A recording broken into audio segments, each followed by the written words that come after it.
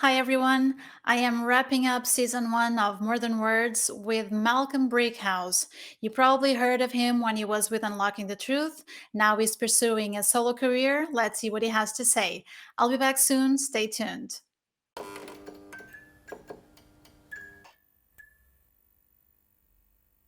Hi Malcolm. Welcome to MoreThanWords.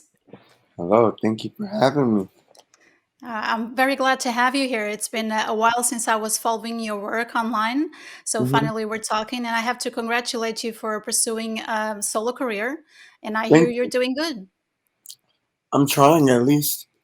Yeah. It's a new start. The band back then, Unlocking the Truth, if you don't know, Yeah. uh, our rise to stardom was really quick, Hmm. and it lasted not very long. So, that's how it works. So, this is a new experience for me. Sure. Trying to actually build the fan base from the ground up. So you already had some followers after unlocking the truth, so it would be easier for you, right? No, No? not Why in is my that? position for some reason. I have a change in music. It's Hmm. not the same thing that I made when I was younger. Hmm. Uh, Lock and Truth ended. Well, like I would say the whole like wave ended around 2016, and now we're in 2021. So everybody didn't stay. So just gotta start Okay. all over. Mm. Start from the ground up. Okay, so it has to do mainly with the change of style in music that you're doing now. hmm and Yeah. time that we didn't put out music. Yeah, it's been a while. Yeah. Yeah, Hmm. Okay, so how's the new album coming? I've been working on like just my own solo work since 2017. Hmm. That's when I started.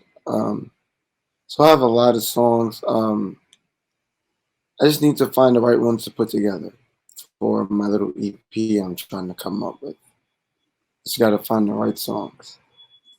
Exactly. You have to find the perfect set list to use in that first work. It's your first solo Right. work, so you must hmm be very excited about it. I am. I have lots of different sounds, and I'm searching for a specific sound to that I want to showcase. I'm not sure which one yet. Hmm. I've been listening to the singles that you're putting out, and it's very different one from the other, and you can see a lot of different influences. hmm Maybe some hip hop, or maybe some R&B, maybe still Right. some heavy metal or rock in the riffs, in the Definitely. guitars. Yeah, Definitely. but also some influences of trap in the vocals. Where did that come from? Just living in Brooklyn, and hip hop Hmm. is such a dominant. Uh, it's a dominant. What is it? I don't know. Just sound of music. It's Hmm. a pop. It's a new pop. So it's kind of unavoidable, and it's catchy. And I wanted to add it with rock and see what happened. Yeah, I And I have to liked say it. that about Rapture. It's very catchy tune. Thank Definitely. you. Thank you. I try my best. Yeah, I can tell that. I can see you're also a very perfectionist person. hmm So, looking back to what you did when you were a kid with Unlocking the Truth, do you see yourself trying to see if you had to better anything from that old performances, or you cut yourself some slack because you were a kid? I don't even think back to those times a lot. Mm-hmm. I Mm-hmm. wasn't the best singer, but it was just all. It was like really like we weren't making like punk music. It was just really raw, and like I couldn't barely sing, and I think it was just cool and thrashy. I loved it. I wouldn't change Mm-hmm. anything. Okay, that's a good thing because you have a legacy and you were so young. It's cool, yeah. Yeah. Kind of mind Um, blowing. mhm. So I saw the Rapture, the video, and the making of. Do you like playing the actor? I do like playing the actor. It's very interesting. I thought I wouldn't like it because I'm actually a really shy person, and Mm-hmm. acting is so I don't know. It feels weird when I do it. So, uh, but the experience was very interesting. I'm not the best actor, but I tried. It looks like I'm dying, kinda, in the Hmm. video. Hopefully, you believe it. Okay, so if you like it, have you ever thought about giving some time and investing in acting classes, for instance? I tried acting classes when I was younger. Acting is Okay. just not my cup of tea right now. But if an opportunity passes and the money's right, Yeah, I sure. definitely won't shy away from any more acting classes. hmm I heard in an interview that you wanted to make guitar music cool again. What do you mean by that? That right now we're over flooded Hmm. with just 808s with the hi hats and the kicks. Just I feel like it's just there's no more guitar music, and I grew up on guitar music, and I thought it was really cool, and I kind of just want to show people that, and particularly because of my environment, I realized how closed off a lot of the African American community is, and hmm I kind of like want to show them. I want to somehow make rock cool the same way rap is cool. That's So why a rock lot of music's not cool anymore? not for the young people. Okay. I hmm love it though, and the sound I'm making definitely has the potential to capture the youth and to capture hmm their attention. I think the only problem with rock is that the rock today or metal today that's being put out just doesn't speak to the kids. Um, it doesn't have their voice necessarily. Like maybe like not the same way like when Guns N' Roses or Metallica came out, and young people gravitated towards them. It was a form of rebellion, or like they just found some kind of peace within the crazy music. And I feel like we're still living in a crazy world, and there is hmm space for the youth to still rock like headbang and stuff. Yeah. I just don't think they have the right kind of rock for them, and I want to be the start of that. Okay. So you're looking for a sort of a new genre? Yeah, not a new genre, maybe because it all derives from just my start, just like my thrash metal, and then it just evolved. I'm just adding in influences as a 20-year-old. I know what the kids like. I know what I like really. What I think sounds good and catchy, and Of I course. guess Yeah. from my perspective, and growing up I was born in 2001, so I understand what the kids like. I go through the same problems. It's not the same as when Metallica or whenever like the early 2000 like Disturbed, the new metal, like hmm or the grunge scene. This is a different time, and we have different things to speak about. And I think that I speak about those things, and they can relate. And the way it sounds, the production of it is more for today. I don't think I'm just trying to create a new genre. I'm just trying to speak through my guitar music, and have hmm the kids understand too. Okay. So you're trying to voice those struggles of young people. So Right. what do you think are the biggest struggles these days? Anxieties, depression. We live in a very fake, but you feel connected, but very not. Social media addiction, all kinds hmm of addictions, drug addictions. Um, it's just tons of stuff.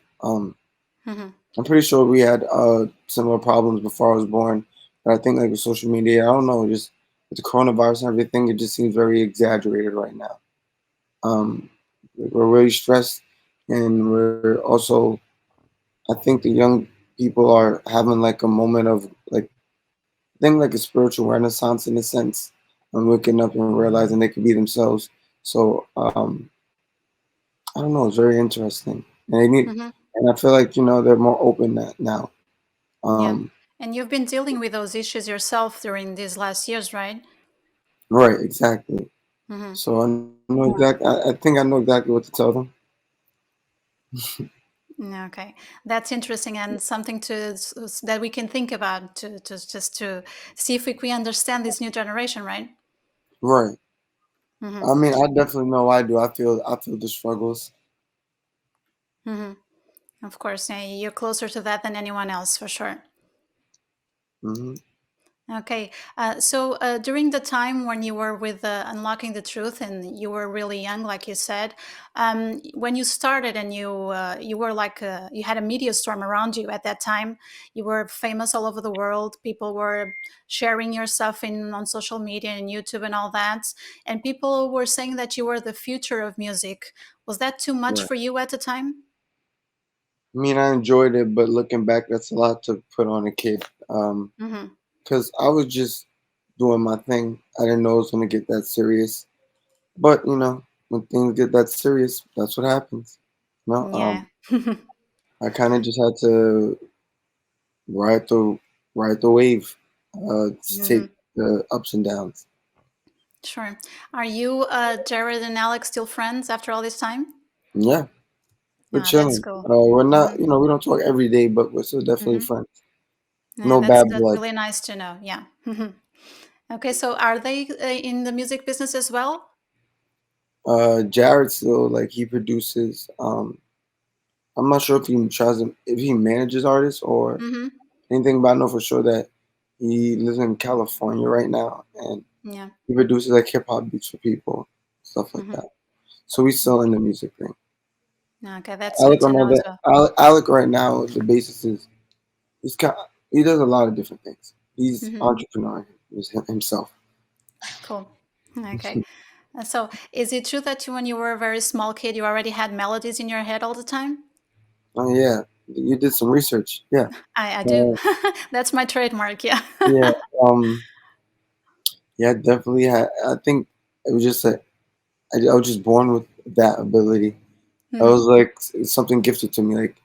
Like probably like when I was like 5, even probably or Mhm. 7, 6, whatever. I was able to come up with all these melodies and like full songs, but I didn't have the tools to Mhm. have them, you know, solidified sonically, Sure. like so you could hear Mhm. it. Still, all just stuck in my head. And once my mom put a guitar in my hand and Jared started coming over, uh, I was able to start experimenting with all these sounds that I heard in my head. Mhm. And right now is a continuation of the same thing. Mhm. But were you playing with sounds by yourself, or did you have someone to teach you how to play the guitar? Yeah, I went to guitar lessons. Mhm. I went for about like I would say 1 year really strong, and then like for 2 extra years, like once in a while. But after that, like I kind of just learned how to play by myself. Like I really don't know how to read any kind of music. I don't Mhm. understand the science behind music theory. I kind of just go feel through.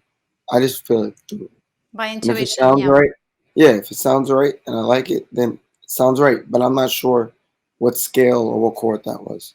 Mhm. So after that, how could you teach Alec how to play the bass if you didn't have those bases with music knowledge? How did I you do told him, that? I told him just that this note sounds like this note sounds like this note, and and follow along. Just follow along. I promise you it's gonna sound right when you play it. And then after a while, I guess even he, since that's how Yeah. I think he just picked up on like doing the whole music by ear thing too. He went to lessons too. He went to a couple of lessons. Okay. Um, I'm pretty sure he has more theory behind the bass than me. Hmm.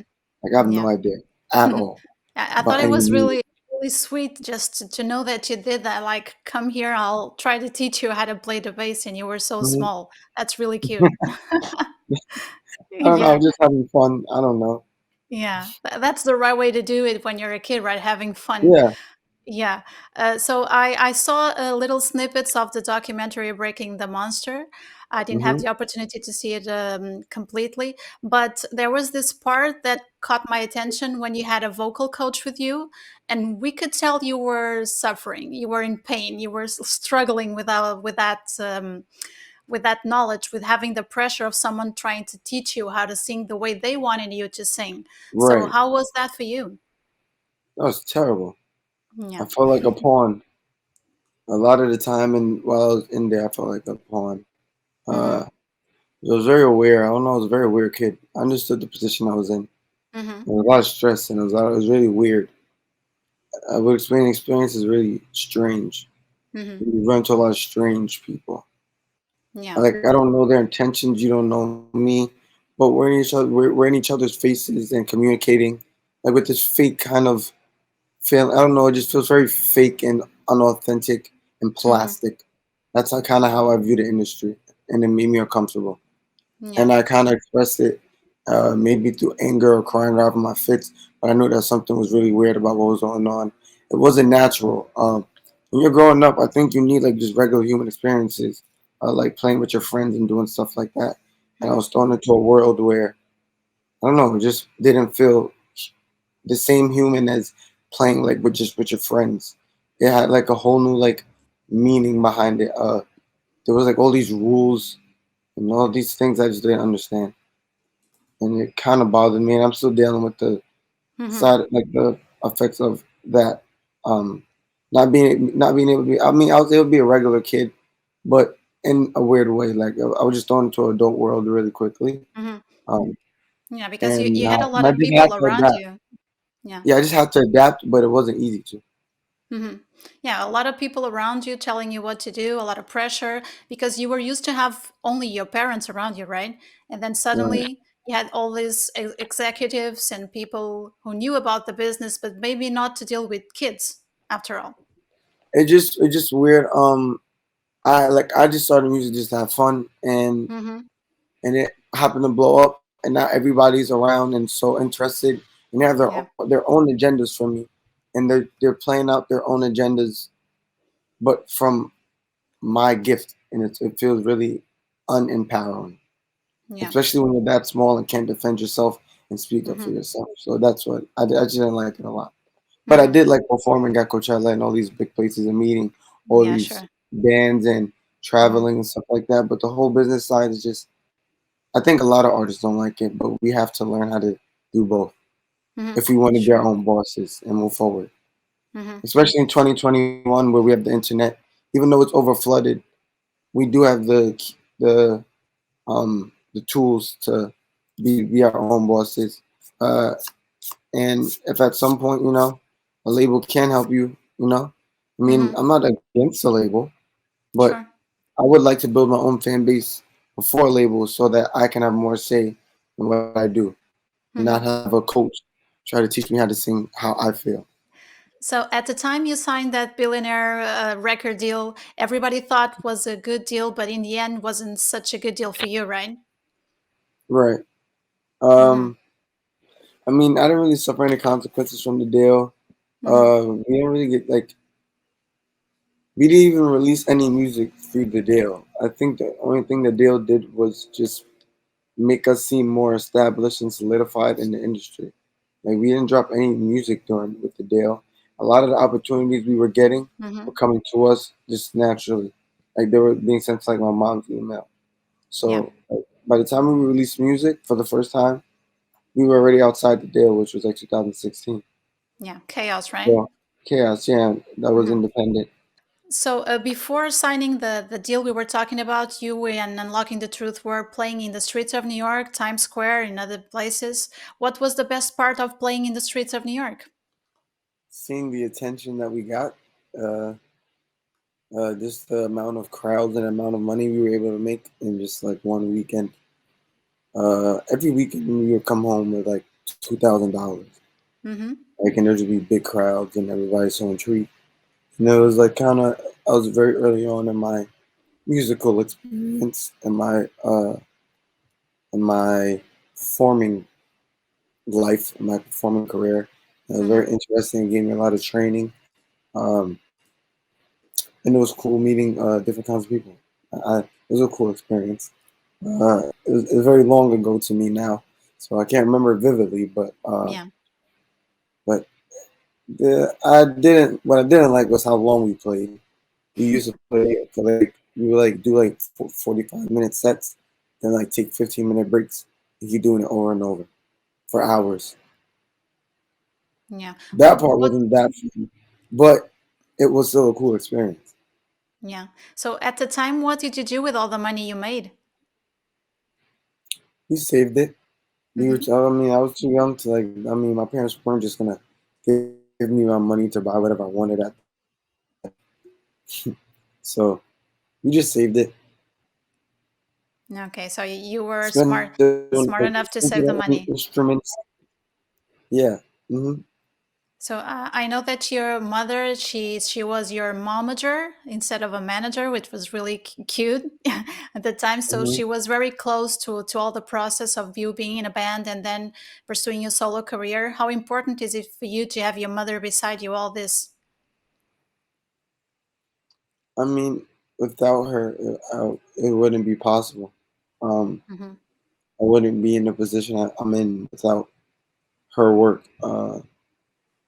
I had the creative ideas, I had the talent, and she's a secretary, and she like her personality is very like outgoing, and she just has to like get stuff done. Like she's a real like worker. Like she's always working. She doesn't really sleep a lot, so it was really important to have her by my side. And we go through our ups and downs. It's a little bit of a battle, but Yeah. she has my best. She has my best. She has my best interest. Right now for the Malcolm Brixkhouse solo career, learning how to do things by myself, set things up by myself. So a little bit less of the momager now, and more Uh, just my.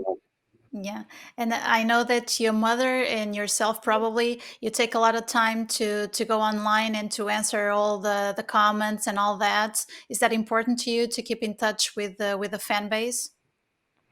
Yeah, it's important.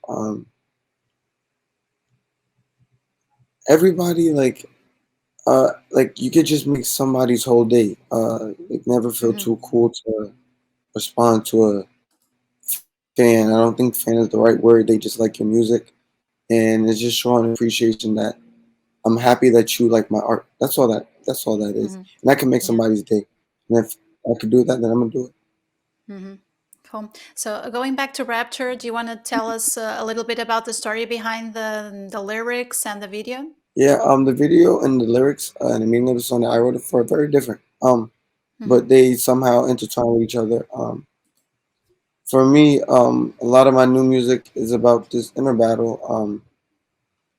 I've been dealing with substance use disorder, a lot of mental health issues, and generalized Hmm. anxiety. I guess like a little PTSD actually. And actually, I think I'm going to a psychiatrist later. Like actually, um, Hmm. but it's just me. It's like my little diary, and I was explaining my points of views on how I felt, in just like a poetic way. It's yeah, just it's just about I kind of just like at that time wanted to live as fast as I could. You know, I wanted to continue the persona of the Malcolm Brixkhouse that got famous. I never got to really know myself. I only Hmm. got to know what people thought of me as this rock star, and I just played along with it because that's what they told me they liked. Like I was being rewarded for being this thing, and I was like, okay, so I guess this is who I am. Um, and and I guess that song and where I was at that point, that ego just kept building to a point to an unhealthy point where um, I was just living fast. I was living through what I believed the people wanted. I wasn't myself. I was, abusing drugs, having a bunch of random sex, just everything that you think a rock star is supposed to be like. Um, Yeah. and I'm speaking of like just living fast and doing that, but there's repercussions, and I know it. And it's really a form of just running away from your problems. I'm also aware of that, and it's combining the two and trying to show the duality between living like that and the consequences, like the depression they don't speak Hmm. about. Maybe like um,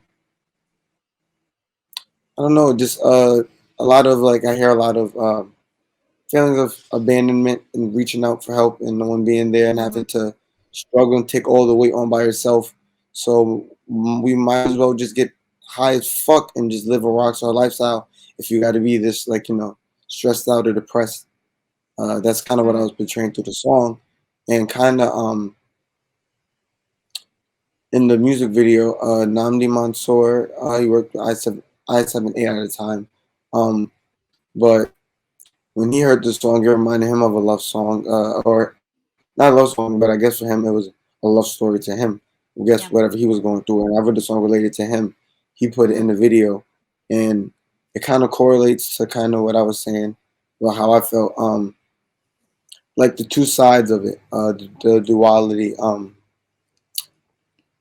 It's just it's as if I'm marrying or trying to get with this girl, and like I'm not realizing that I'm destroying my own life. Like Mm. she and me end up killing me at the end of the video. Spoiler alert. But like, um,